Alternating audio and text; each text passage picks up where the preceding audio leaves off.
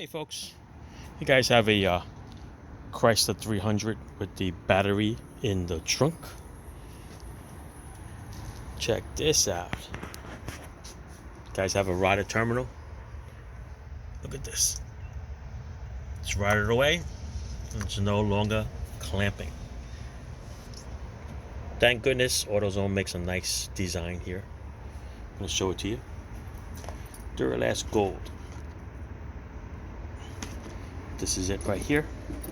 It's a 12 millimeter nut. That's a 10 millimeter nut.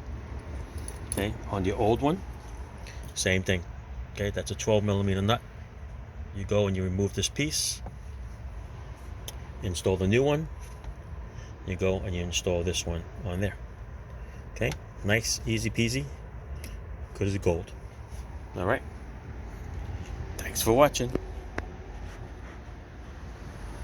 But it's the same thing, 12 millimeter, 10 millimeter.